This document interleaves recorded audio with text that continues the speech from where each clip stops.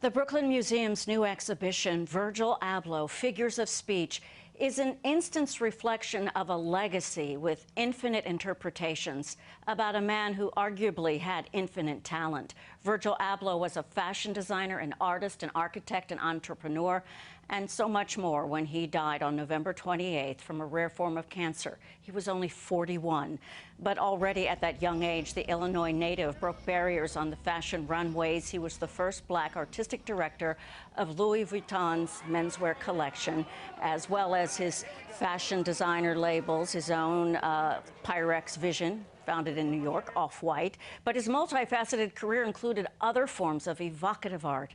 We get a sense of all of that in his exhibition at the Brooklyn Museum. Joining me now is Antwaun Sargent, the writer, gosh, Antwaun, you're a journalist, you are a critic, you are a creative force, you are an editor, you have that exhibition. I saw the new Black Vanguard at the Cleveland Museum of Art with all those Black photographers, and you're curator of Figures of Speech. So welcome, thank you for your time today. I know you're busy.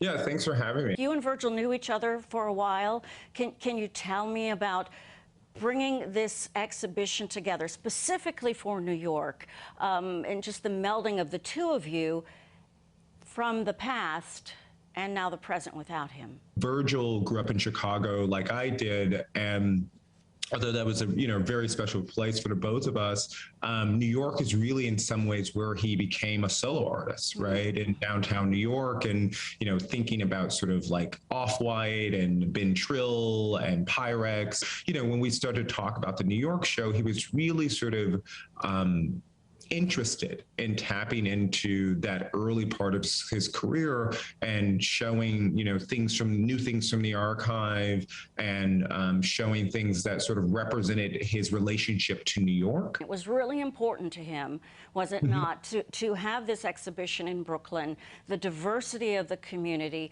the conversation, the figures of speech, which we can look at in many different ways. Why was that so important to him? What was his goal for the exhibition? Virgil and Ann Pasternak, the director of Brooklyn Museum, had a lot of conversations about sort of the type of communities that surround the Brooklyn Museum. It's primarily a Black and brown community that the institution sits in. And to him, those were important communities to him, and wanted to make sure that, the audiences that he spoke to could come. And, the Brooklyn Museum is a place where that extremely sort of done the work to attract, Black and brown audiences, and often do exhibitions that really sort of are inclusive of those communities. And that was not lost on Virgil.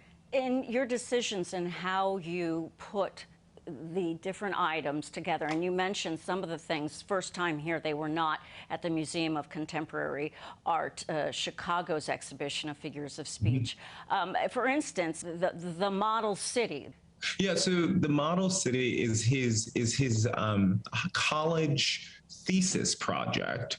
And as we all know, or maybe you don't know, Virgil was actually a trained architect. And when he was sort of, doing his thesis project, he remade the famous Chicago skyline, and he added one building. And in the exhibition, the building is in red. And he talks about in his thesis project, the transparency of the city, of the building, and sort of how that's a welcoming place, and how that's a space for community and collaboration. And both those things, community and collaboration, really become two important points for Virgil in his career. Let's listen to something that Virgil said. This is how Virgil defined his own impact. Let's listen, Antwaun, and then I want to hear what you have to say. I decided my fingerprint was how the work is positioned, and I use this overriding sort of construct between tourist and purist to sort of categorize the type of work that I'm trying to do.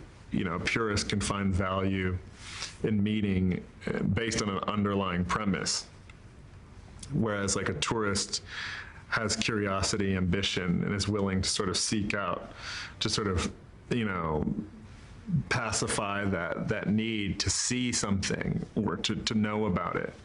So, I like to make work that attracts both. I like that juxtaposition, purist and tourist. Tell us more about those thoughts from him, Antwaun. So he often created what we called Ablohisms, which are, his own sort of words and phrases that really sort of helped us to understand the world, the creative world that he was trying to design for us, right? And two of those, or one of those, is tourist versus purist. And what he means by that is not to suggest, sort of high or low art. What he means is that he wanted everybody, right? Sort of someone who might be a purist, who had studied and understood the histories of, say, an object, to someone who might have come upon it new, a tourist, right? To have the ability to have a similar sort of interaction or exchange with his art or with an object, and not sort of be alienated. I like the way also the draft tables, I mean, those were part of his life, the way that you chose to exhibit his work. Yeah, so the tables actually Virgil designed. And they're actually 4 long tables. They look like mini tables, but they were engineered in this really precise way to be like one long table after the other. And I think in that sort of decision came out of a conversation about how, he really wanted folks to be able to really see the work, really sort of grapple with the ideas behind the work. But also, the table, as a metaphor, right? The table in the exhibition is a runway, that displays fashion. It's a drafting table that like displays homework and sketches and ideas. And to Virgil, everything was a prototype. And so every artwork sort of led to the next artwork. And so it just felt appropriate to him to display the work that way. Antwaun, could you talk about just Nike shoes? That beautiful, is it a coat, the purple with the really cool... Oh, yeah. My gosh. Yes.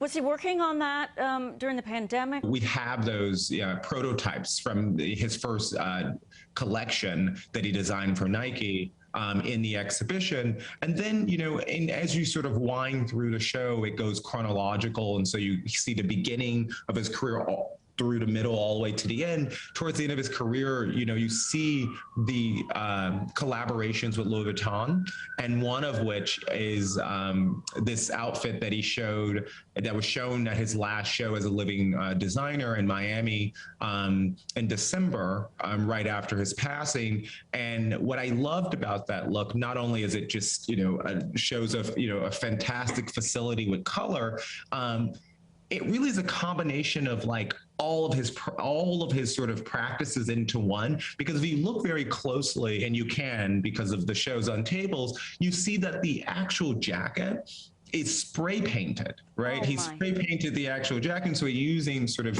his painting skills. He's sort of thinking about sort of like youth culture in terms of like hip hop and graffiti and things like that. He often employed, but then also, his fashion design, right? Last thing I want to ask you about is that huge structure. Is it a house? Is it it's the space to think, to talk, to be together? Tell us about his thoughts there. Yeah, so the social sculpture is a large-scale house, wooden house that is Virgil's last architectural project as a living artist. And so in the space of the social sculpture, throughout the running exhibition, Virgil has invited collaborators to teach classes to young creatives and to young artists. And they're going to sort of learn everything from fashion photography to sneaker design to how to design speaker systems, because to Virgil, the exchange of ideas to young people, to give them the keys to success, was very, very important. And so what he often tried to do was to make sure that young people had really sort of the steps to do what he did, which was become a creative that made the type of, objects that he wanted to see in the world. Antwaun Sargent, thank you so much, curator of Virgil Abloh Figures of Speech. We thank you for your time. Thank you so much. You're so welcome. Virgil Abloh Figures of Speech will be on display at the Brooklyn Museum through January 2023. For more information about the exhibition and Virgil Abloh's life, go to our website, cbsnewyork.com.